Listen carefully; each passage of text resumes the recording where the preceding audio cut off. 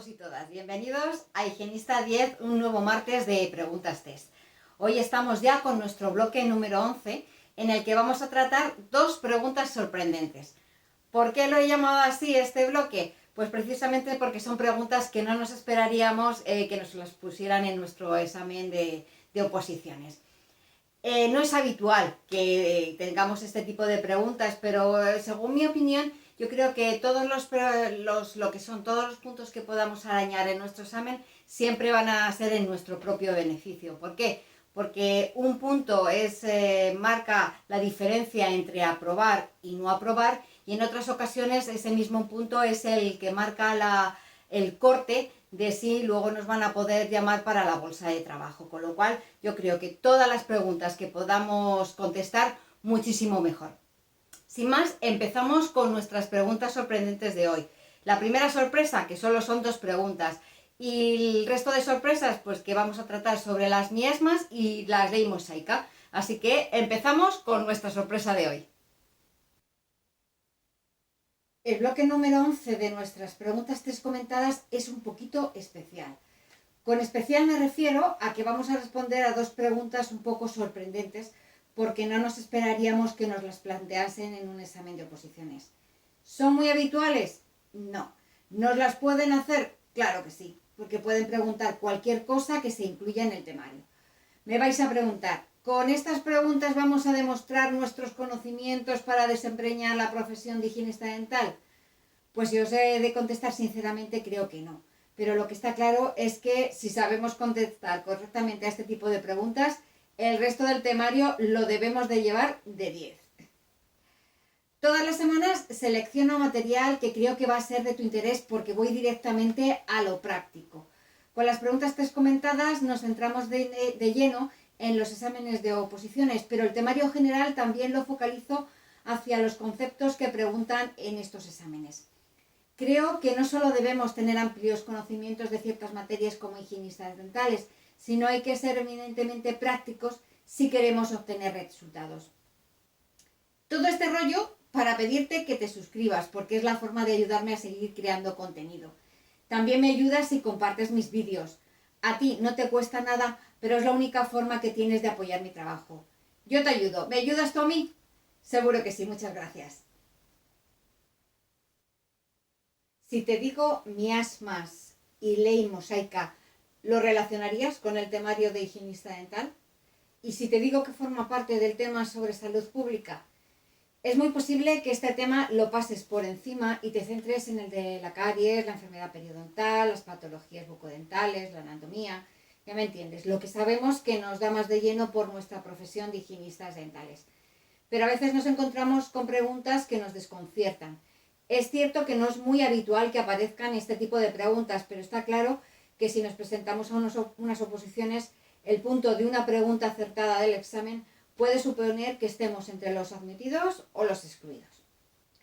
Como os acabo de decir, tanto la ley mosaica como el concepto de miasma se incluyen dentro del tema sobre salud pública, más concretamente en la evolución histórica y cultural del concepto de enfermedad y cómo abordarla. Antes de responder a ambas preguntas, hagamos un repaso de cómo el ser humano ha percibido la enfermedad a lo largo de su historia. Como os acabo de decir, tanto la ley mosaica como el concepto de miasma se incluyen dentro del tema sobre salud pública, más concretamente en la evolución histórica y cultural del concepto de enfermedad y cómo abordarla. Antes de responder a ambas preguntas, hagamos un repaso de cómo el ser humano ha percibido la enfermedad a lo largo de su historia. Durante los primeros milenios de la historia de la humanidad se mantuvo un pensamiento mágico-religioso que se centraba en la creencia de que la enfermedad era un castigo divino. Fueron las civilizaciones egipcia y mesopotámica las que iniciaron los primeros cambios conceptuales al respecto. Ambas culturas pasaron de un sentido mágico-religioso a desarrollar medidas de higiene tanto personal como pública para evitar las enfermedades. Avanzamos un poco más en la historia de la humanidad hasta llegar a la antigua civilización hebrea. Los antiguos hebreos implantaron la ley mosaica, que contiene uno de los primeros códigos sanitarios de la humanidad. Como veis, ya estamos dando una pista sobre una de nuestras preguntas. En la cultura griega encontramos el origen del concepto juramento hipocrático, que toma como referencia a Hipócrates, al que se considera el padre de la medicina. Del mismo modo que la palabra higiene se inspira en el personaje mitológico de Higea, diosa de la salud. De sobra es conocido que los romanos aplicaron sus conocimientos arquitectónicos y de desarrollo urbanístico en la mejora de la salud pública de sus ciudades. Para ello construyeron acueductos para dotar de agua potable a la población y sistemas de desagüe de sustancias de desecho para alejarlas de los núcleos urbanos. Aún hoy en día todas estas estructuras arquitectónicas se mantienen en pie y son admiradas por todos.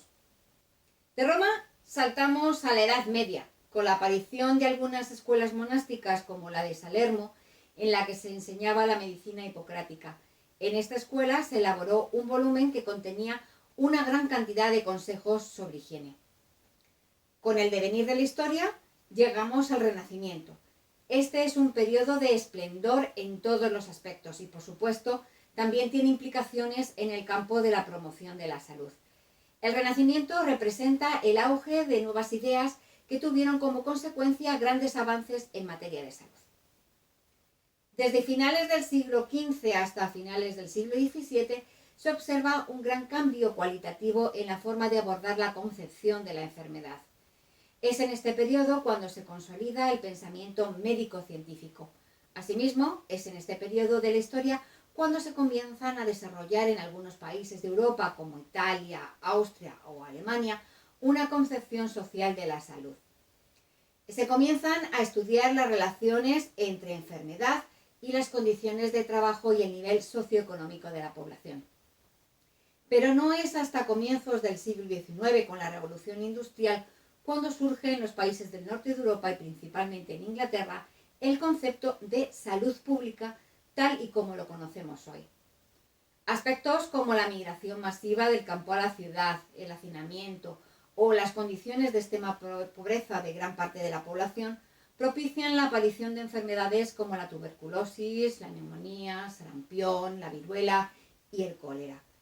Son las propias reivindicaciones de los trabajadores las que estimulan la aparición de un movimiento a favor de la salud pública orientado principalmente a la mejora de la vivienda, la higiene y el acceso al agua potable y a alimentos en condiciones sanitarias adecuadas. Llegamos ya al siglo XX, en el que los avances científicos en medicina, biología y otras ciencias afines exponen la relación tan estrecha que existe entre los distintos componentes orgánicos y bioquímicos del organismo con elementos de su entorno. Del mismo modo que se abre un amplio abanico de recursos a todos los niveles para realizar diagnósticos cada vez más acertados y tratamientos más efectivos. Y con esto llegamos al siglo XXI, que nos pone en nuestro sitio y nos dice que tenemos aún mucho que aprender sobre la enfermedad y su evolución, desarrollo y expansión en las poblaciones humanas. Con esta introducción hemos situado el contexto general de nuestras preguntas sorpresa. La primera de ellas plantea lo siguiente.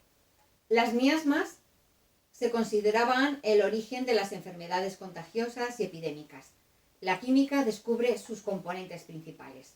A, flúor, cloro y bromo.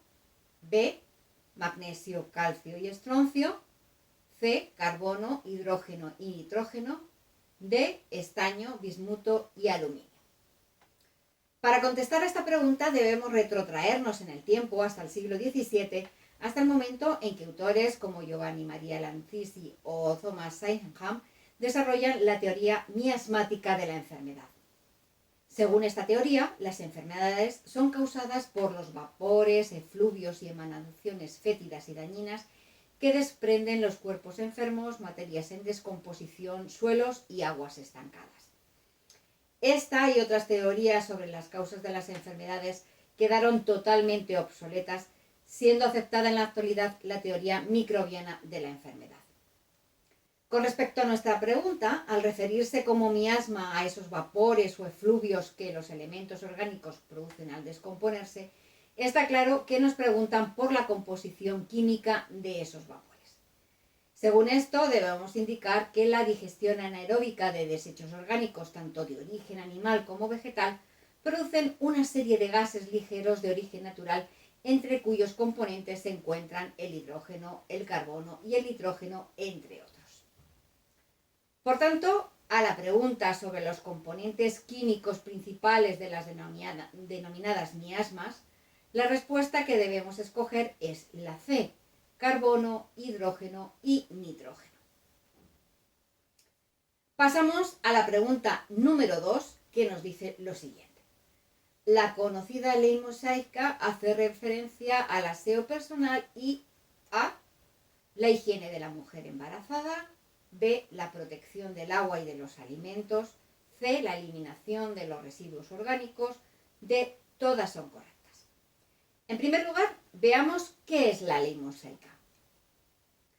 En la antigua civilización hebrea, hacia el 1500 a.C., se establece la ley mosaica, que contiene uno de los primeros códigos sanitarios de la humanidad. El texto en el que la encontramos es el Levítico, uno de los libros que conforman el Antiguo Testamento de la Biblia. Este texto prescribe una serie de ordenamientos estrictos sobre higiene personal, familiar y comunitaria, alimentación, comportamiento sexual, etc. Está considerada como uno de los primeros códigos sanitarios de la humanidad, estando todavía vigentes hoy en día algunos de sus ordenamientos. Entre los aspectos que se regulan destacamos la higiene personal y la limpieza, las horas de descanso y de trabajo, la eliminación de residuos orgánicos, incluyendo los excrementos. Se regula también la protección del agua y los alimentos. Se indica la protección a la mujer durante la menstruación, el embarazo y el parto. Se establece una dieta con restricciones de carácter religioso e higiénico. En este texto también se indica la existencia de enfermedades transmisibles y la posibilidad de contagio directo por contacto. Y se plantean ciertas actuaciones para la prevención de enfermedades transmisibles, incluyendo su denuncia a las autoridades para su control, entre otras medidas. Solo he destacado de forma general algunos ordenamientos que prescribe la ley mosaica, pero como podéis observar, abarcan todos los aspectos de la vida en comunidad. Con esta información podemos afirmar que la ley mosaica determina la actuación de los individuos y las comunidades en referencia al aseo personal, la higiene de la mujer embarazada, la protección del agua y los alimentos y la eliminación de los residuos orgánicos. Por tanto, la respuesta D es la correcta, ya que todas las afirmaciones indicadas en la pregunta son correctas. Hemos terminado un día más con nuestras preguntas test. Además de ser sorprendentes, son curiosas, anecdóticas y llenas de historias sobre el ser humano. Aún nos quedan muchas cosas interesantes por aprender. Te agradezco que te suscribas para ayudarme a crear contenido. Dale a la campana de notificaciones para que no te pierdas los nuevos vídeos. Compartes mis vídeos para que todas las otras personas puedan acceder a la información de interés. Hay muchas más cosas preparadas que te van a interesar a ti y a otros amigos. Dame un like para saber que lo que publico te gusta y te ayuda. Y por supuesto, te espero en el canal varios días a la semana. No me faltes, que te espero.